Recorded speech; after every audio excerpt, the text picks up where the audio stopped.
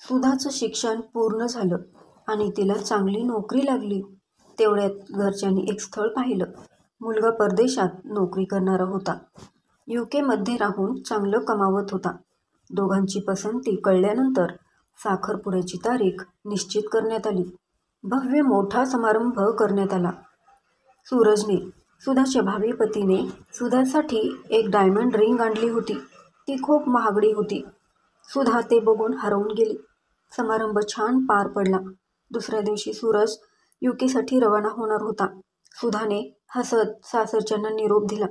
थोडे दिवसानंतर नोकरी करता करता वेळ मिळेल तेव्हा ते फोनवर आपापसात बोलत होते. संभाषणावरून सूरज हा खूपच मॉडर्न आणि शिस्तप्रिय वाटत होता.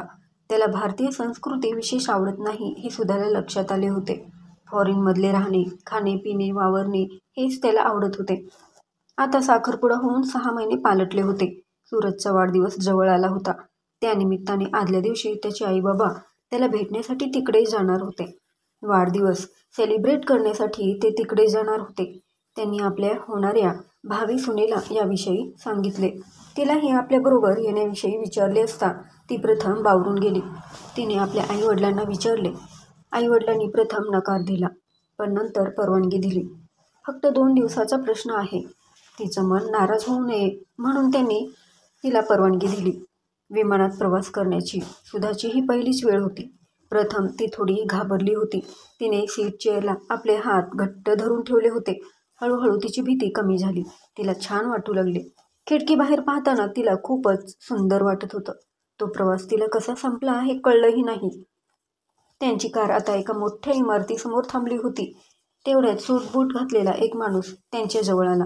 त्याने त्यांची लगेज आणि बॅग हातात घेतली. सुधाला आश्चर्य वाटले.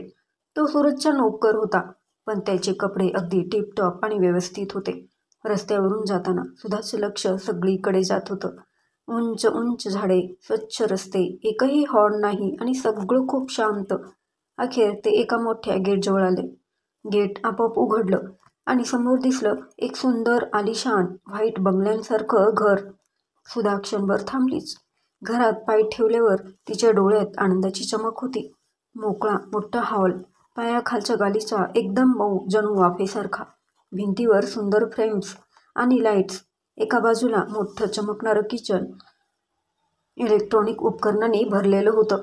सगळ्यात वर खिडकीतून दिसणारं बर्फाचं दृश्य पाहून तर ती खूप एक्साईट झाली. सुधा मनात म्हणाली, हे तर स्वप्नासारखं आहे. मी कधी असे पुस्तकातही पाहिले नाही. ती बेडरूममध्ये गेली तर तिथे मोठं बेड, फुलांचा सुगंध आणि बाल्कनीतून दिसणारा सूर्यास्त. संपूर्ण दृश्य मनाला जिंकून टाकणारं होतं. दुसऱ्याच दिवशी सूरजचा वाढदिवस होता. सुधा पहाटे उठून लवकर तयार झाली. ती केक बनवून सगळ्यांना सरप्राईज देणार होती. तिच्या मनात उत्साह होता. ती स्वयंपाकघरात गेली. चॉकलेट, दूध, साखर, मैदा सगळं साहित्य घेऊन ती इंटरनेटवर रेसिपी सर्च करू लागली. त्यात पाहून तिने मोठ्या कष्टाने, मेहनतीने सुंदर केक बनवला. तिने उत्साहाने केक सूरजला दाखवला. सूरजने केक पाहिला आणि तो म्हणाला, थँक यू सुधा. पण अगदी सहज त्याची नजर मोबाईलवरच खिळली होती. सासूबाई दरवाजाजवळ उभ्या होत्या. वेगवेगळ्या फ्रेंड्सना फोन करत होत्या. सुधा केक टेबलवर ठेवून गप्प होती. तिचं मन थोडं गोंधळलेलं. आपण एवढं मन लावून केलं, पण कुणालाच ते खास वाटलं नाही. तिला वाईट वाटले, पण तिने याकडे दुर्लक्ष केले. संध्याकाळी घरातच पार्टी होती. सासूबाई सुद्धा सजून धजून तयार झाल्या. सूरजने सुधाच्या हातात एक ड्रेस दिला व तिला तयार होण्यास सांगितले. सुधा गप्प होती, डोळ्यात धुरकटलेलं हसू. केक अजूनही तसाच टेबलावर पडून होता. कोणी खाल्लाच नाही, विचारलंही नाही. कुणाच्या लक्षातही नव्हतं की तिने तो किती प्रेमाने बनवला होता. सुधाने थोड्या नाराजीतच ड्रेस घातला, पण तो तिला आवडला नाही. केवळ सूरज नाराज होऊ नये म्हणून तिने तो घातला. पार्टी चालू झाली होती. सूरजला सुधा शोधू लागली.